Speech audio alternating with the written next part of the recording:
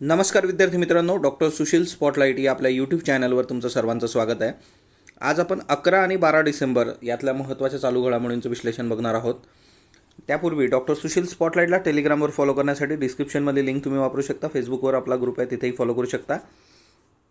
Spotlight year book आणि spotlight MCQ book जे आहे ते जानेवारीच्या फर्स्ट वीकमध्ये तर मार्केटमध्ये असेल. स्पॉटलाईट रायटिंग फोरमच्या ज्या ॲक्टिव्हिटीज आहेत त्यामध्ये इनरोल करण्यासाठी spotlightritingforum@gmail.com या मेल IDवर तुम्ही मेल करू शकता. IAS मेन्स करता daily answer writing, weekly GSSA, MPSC करता मराठी इंग्रजी निबंध या ॲक्टिव्हिटीज आहेत.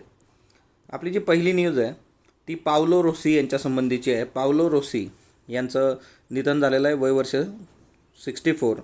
पावलो रोसी हे इटलीचे फुटबॉलपटू होते आणि 1982मधला इटलीचा जो फुफा विश्वचषक विजय होता त्याच्यामध्ये यांचा फार मोलाचा वाटा होता. कारण याच्या आधीची जी घटना होती की 1980मध्ये सट्टेबाजी प्रकरणामध्ये त्यांना बंदी करण्यात आली होती फुटबॉल खेळण्यापासून, आणि परत ज्यावेळेस ती बंदी उठवण्यात आली त्याच्यानंतर पावलो रोसी यांनी इटलीला विश्वचषकच गिफ्ट केला आहे. त्याच्यानंतर समालोचक म्हणून पण त्यांनी नावलौकिक मिळवला होता. त्यांचं निधन झालेलं आहे. त्याच्यानंतर ज्या विषयावर आपल्याला सर्वात जास्त प्रश्न अपेक्षित आहे तो म्हणजे सेंट्रल व्हिस्टा प्रकल्प.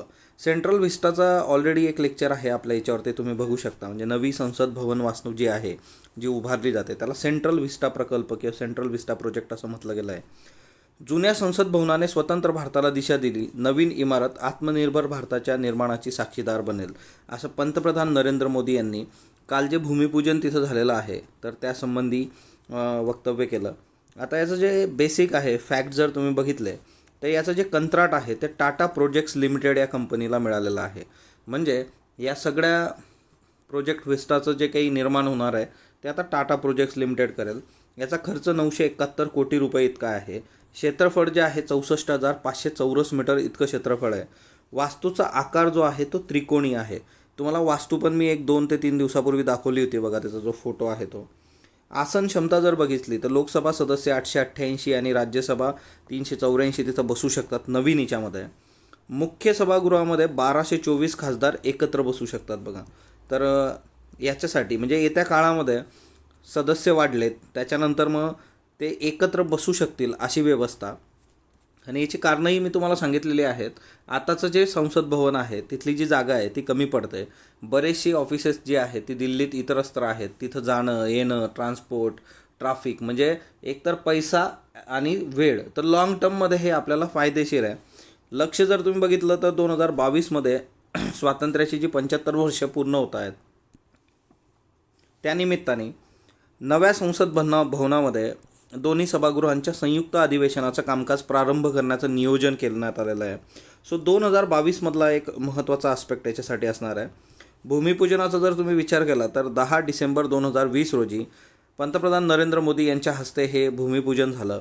कर्नाटकातल्या शृंगेरी मठातल्या पुजाऱ्यांनी हे भूमिपूजन केलेलं आहे आणि जे काही धार्मिक विधी होते. आणि भारताच्या लोकशाहीचा वारसा प्रदर्शित करण्यासाठी संविधान सभागृह, संसद सदस्यांसाठी लाऊंज, ग्रंथालय, अनेक समित्यांच्या खोल्या, भोजनगृह इत्यादी या इमारतीत राहतील आणि वाहनं उभी करण्यासाठी पण पुरेशी जागा इथं ठेवण्यात येणार आहे. एकंदरीतच हा फोटो तुम्ही बघू शकता की ज्या पद्धतीने तिथं हे कर्नाटकच्या शृंगेरी मठातले पुजारी आहेत आणि भूमिपूजनाचा सगळा जो काही कार्यक्रम आहे तो 10 डिसेंबरला झाला. त्याच्यानंतर CMS ओके, तर CMS-01 हा उपग्रह जो आहे तो 17 डिसेंबरला त्याचं प्रक्षेपण होणार आहे. तर 17 डिसेंबरला प्रक्षेपण झाल्यानंतर मग त्याचे डिटेल्स आपण ऑन पेपर घेऊयात. तर ॲक्च्युली याचा फायदा जो असणार आहे आपल्याला की सी बँड कमतरता विस्तारली जाईल. त्याच्यामुळे अंदमान निकोबार, लक्षद्वीप यासारख्या अनेक भागात दूरसंचार व्यवस्था याच्यामुळे सुधारणार आहे किंवा सुकर होईल. सो हा जो सगळा अवकाशाचा उपग्रह आहे तर CMS-01, तर 17 डिसेंबरला मग आपण याला ऑन पेपर घेऊयात.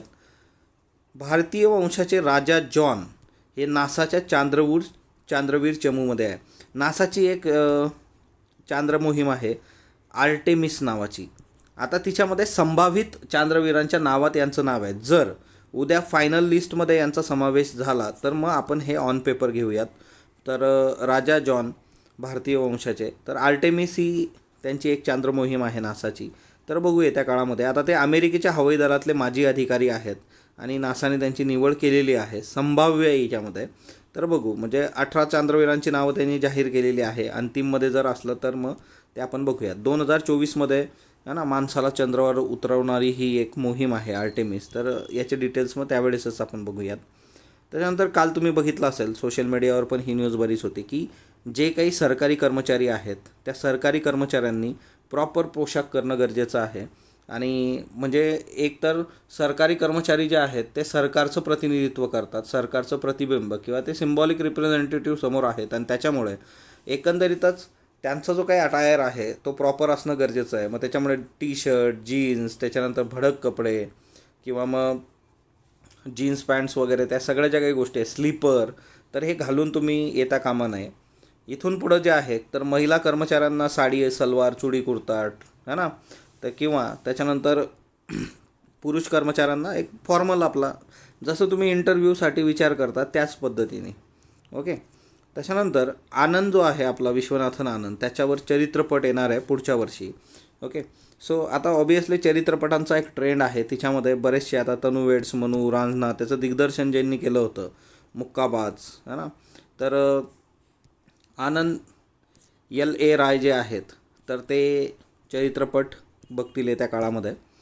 त्याच्यानंतर डिलिमिटेशन जे काही आहे तर ते 2031च्या सेन्ससनुसार झालं पाहिजे, असा एक पेपर समोर आलेला आहे. आता हा पेपर जो आहे तो प्रणव मुखर्जी फाउंडेशनने दिलेला आहे.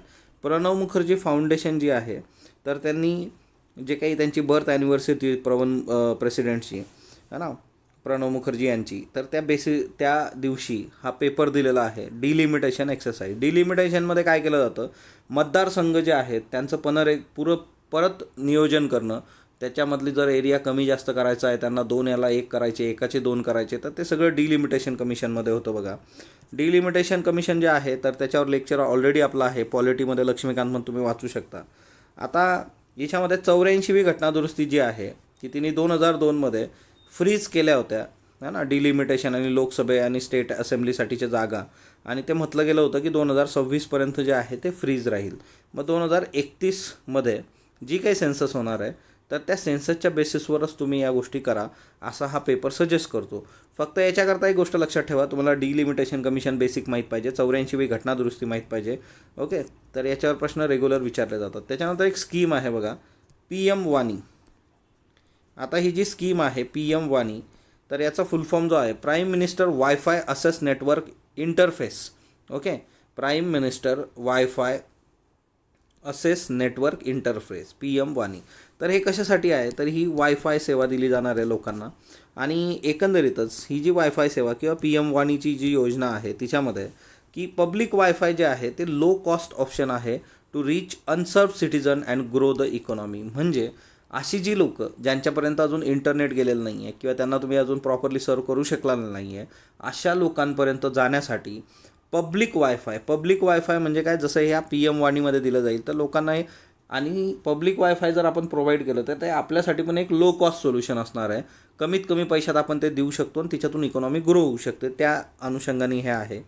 आणि हिच्यामध्ये एक गोष्ट एकदम क्लिअर केलेली आहे की तुम्ही म्हणजे की 10% जर नेट पेनेट्रेशन केलं तर 1.4% तुमचा GDP वाढतो बघा.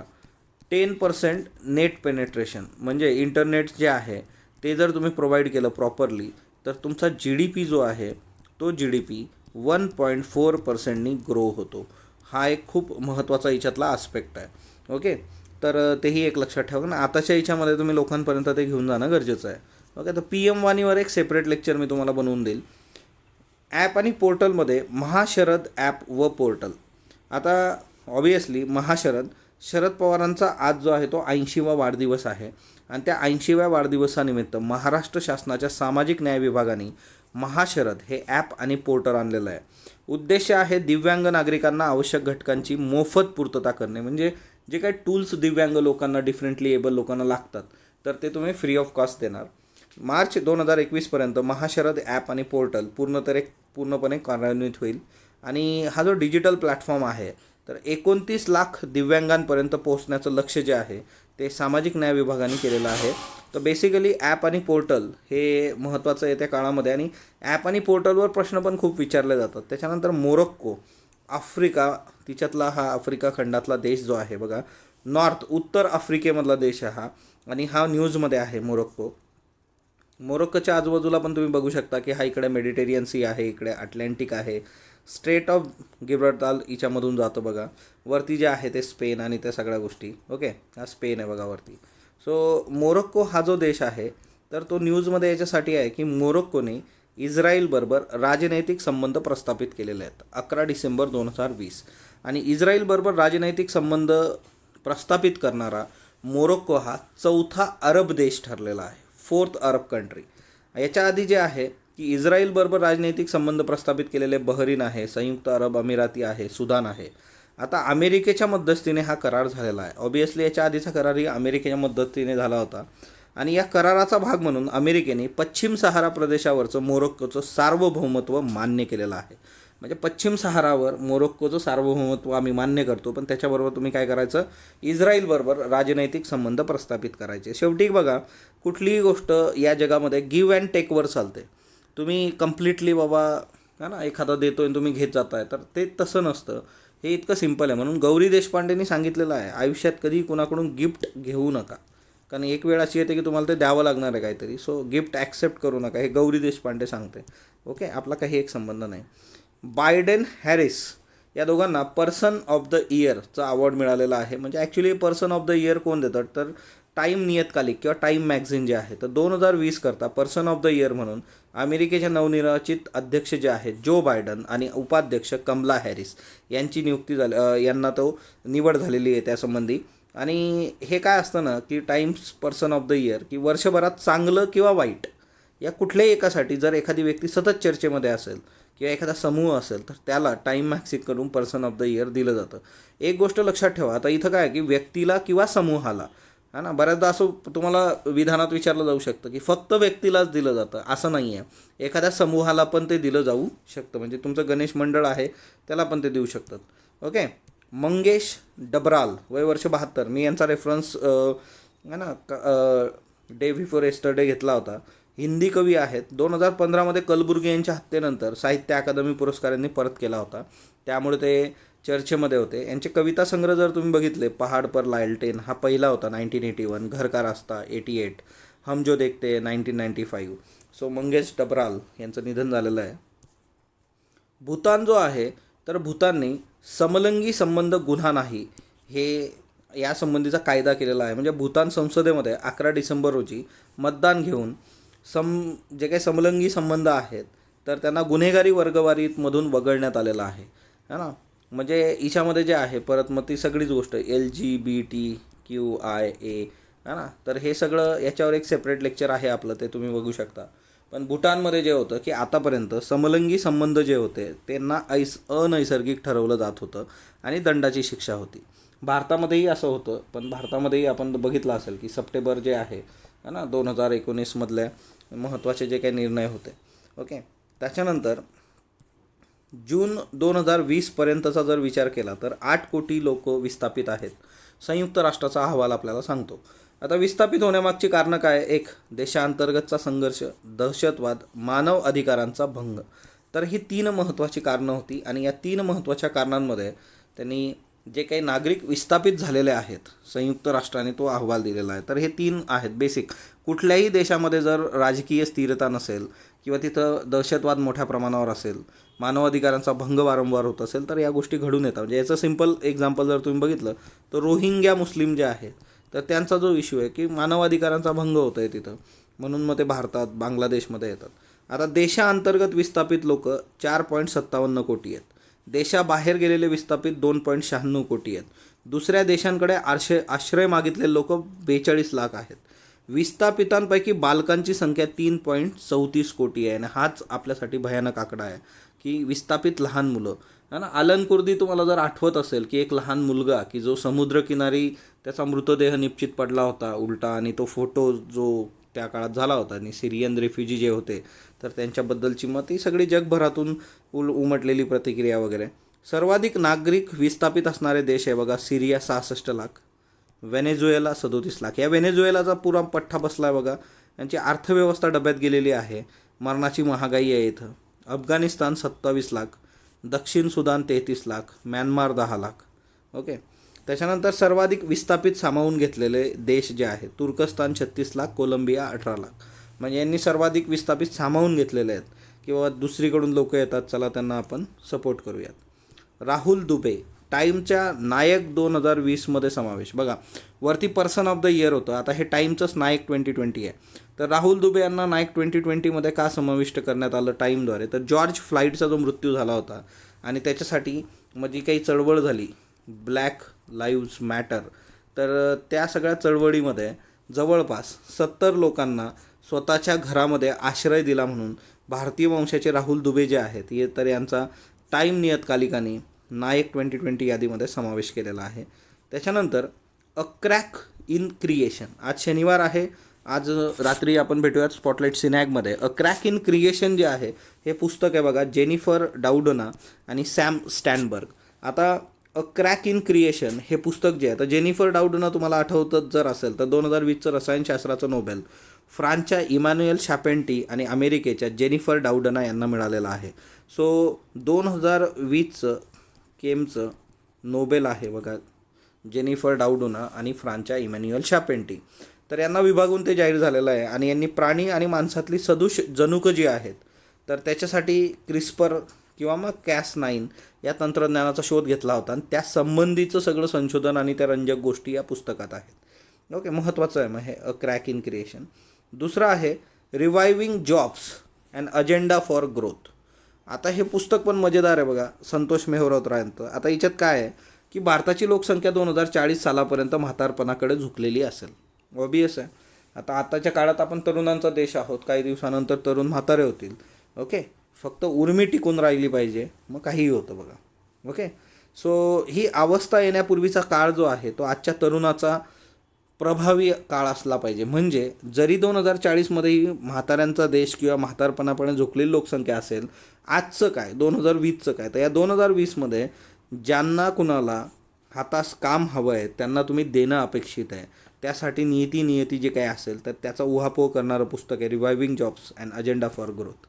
त्याच्यानंतर भारताच्या शस्त्र खरेदीमध्ये वाढ झालेली आहे. संरक्षण सुरक्षा सहकार्य संस्था अमेरिका यांनी अहवाल दिलेला आहे. अमेरिकेतल्या संरक्षण सुरक्षा सहकार संस्थेने DACA यांनी एक अहवाल प्रकाशित केलेला आहे. त्याच्यात भारताच्या शस्त्र खरेदीत वाढ झाल्याचं नमूद केलं आहे.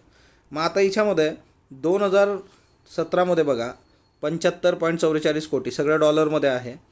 18मध्ये 28, 18मध्ये जरा कमी झालं होतं.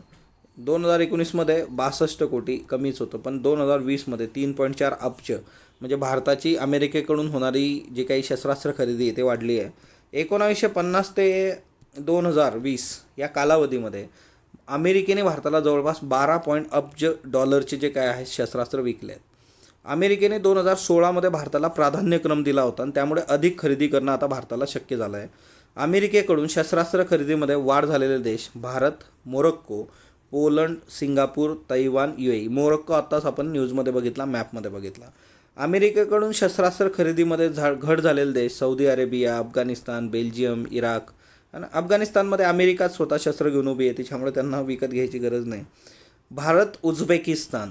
तर 9 करारांवर स्वाक्षऱ्या झाल्या 11 डिसेंबरला. आभासी बैठकीमध्ये पंतप्रधान नरेंद्र मोदी आणि उझबेकिस्तानचे अध्यक्ष शौकत मिर्झियोयेव हे उपस्थित होते आणि 9 क्षेत्रात त्यांनी वेगवेगळ्या याच्यात सहकार करण्यासंबंधी सहकार्याबद्दल करार केलेत. आता द्विपक्षीय गुंतवणूक जी आहे त्यासंबंधीचा पण करार तडीस नेण्याबद्दल प्रयत्न सुरू आहेत. दहशतवादांची आश्रयस्थाने असतील, निधीचे मार्ग असतील ते बंद करण्याचा पण निर्धार याच्यात झालेला आहे. आणि सगळ्यात शेवटचं म्हणजे अफगाणिस्तानातली जी काही शांतता प्रोसेस आहे तिला पाठिंबा दोन्ही देशांनी दिलेला आहे. सो उझबेकिस्तान जे आहे तर हा इथं उझबेकिस्तान आहे बघा. सो उझबेकिस्तान हे इथं ताश्कंद. तर हा देश एक लक्षात ठेवा. ॲक्च्युली हे सगळे जे देश आहेत बघा, कझाकस्तान, किर्गिस्तान, तजाकिस्तान, तुर्कमेनिस्तान, हे तुम्हाला माहीत पाहिजेत. उझबेकिस्तान आणि इथं आहे ना ॲरल सी आहे बघा, MCQ करता लक्षात ठेवा. ओके, ॲरल सी कझाकस्तान उझबेकिस्तानमध्ये आहे. ओके, सो या देशाबरोबर आपण करार केलेत. अस्ताद देबू, वय वर्ष 73. आता हे शास्त्रीय नृत्य आणि आधुनिक नृत्य यांची सांगड घालून स्वतःची एक वेगळी नृत्यशैली घडवणारे नर्तक होते. म्हणजे कथ्थक आणि कथकली एकत्र करून त्यांनी स्वतःचा एक फॉर्म बनवला होता. ओके, त्यांचं 10 डिसेंबर रोजी कर्करोगाने निधन झालं. 23 जुलै 1947मधला नवसारी गुजरातचा जन्म आहे. गुरु प्रल्हाद दास यांच्याकडून कथ्थकचे धडे तर गुरु के पणीकर यांच्याकडून कथकलीचे धडे त्यांनी घेतले आहेत. कथक आणि कथकली या दोन्ही नृत्यशैली एकत्र करून आधुनिक नृत्य प्रकार त्यांनी विकसित केला होता. त्यांनी नुकतं दिग्दर्शित केलेला चित्रपट जर तुम्ही बघितला की म्हणजे dancing director for M.F. Hussain दिग्दर्शित मीनाक्षी अ टेल ऑफ 3 सिटीज, तर याच्यासाठी त्यांनी नृत्य दिग्दर्शन केलेलं आहे. 5 दशकं 70 देशांमध्ये नृत्याचं सादरीकरण त्यांनी केलं आहे. त्यांचे पुरस्कार संगीत नाटक अकादमी 1995 आणि पद्मश्री 2007. नरेंद्र भिडे वय वर्ष 47 है ना. ते RRR गाणं तुम्हाला माहीत असेल बघा है ना, मुळशी पॅटर्न. तर ते जे काही संगीतकार आहेत तर ते नरेंद्र भिडेच आहेत. मराठी नाटक असू देत, चित्रपट असू देत, दूरचित्रवाणी मालिका असू देत, तर त्यांनी त्याचा संगीताचा साथ जो आहे तो यांनी दिलेला आहे. नरेंद्र भिडे हे म्हणजे खूप असं माहीत असणारं व्यक्तिमत्व होतं आणि 10 डिसेंबर 2020ला त्यांचं हृदयविकाराने निधन झालं. 47वं वर्ष म्हणजे खूप काही नाही आहे बघा है ना. जाहिराती तिच्यामध्ये जिंगल्स ज्या काही असतात ते पण ते द्यायचे. सरसेनापती हंबीरराव हा त्यांनी संगीत दिलेला शेवटचा चित्रपट आहे बघा. सरसेनापती हंबीरराव हा येणार आहे आता. आणि लोकसत्ताच्या लोकरंगमध्ये सुद्धा ते लिहायचे. या मातीतला सूर नावानी स्तंभ लिहायचे.